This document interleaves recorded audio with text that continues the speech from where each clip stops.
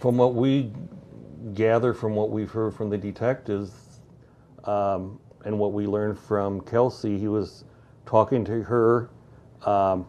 She heard some noise on the phone. She said, "Are you okay? Are you home?" He says, "Yeah, I'm home." And then it's, "I have to call you back." And we don't know what happened there, except he ended up shot twice in the back, and they said he was talking to the officers when they first got there.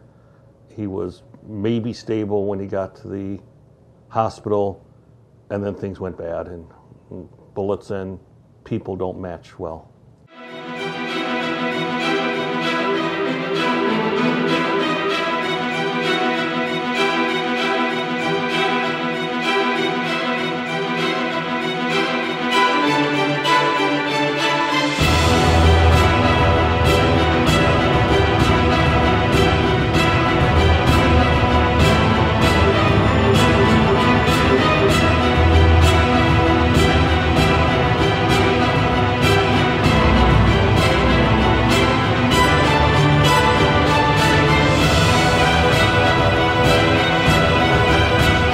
A person on something called BoardNet, and within BoardNet on something called /Paul/ posted the following last Wednesday, May 17th.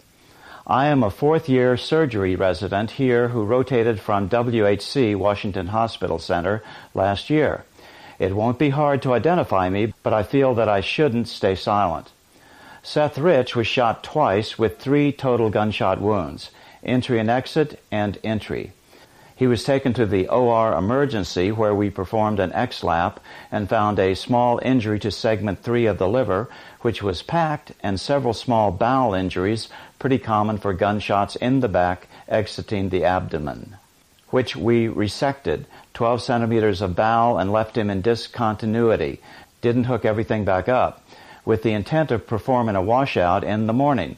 He did not have any major vascular injuries or otherwise. I've seen dozens of worse cases than this which survived, and nothing about his injuries suggested to me that he'd sustained a fatal wound. In the meantime, he was transferred to the ICU and transfused 2 units of blood when his post-surgery crit came back at -20.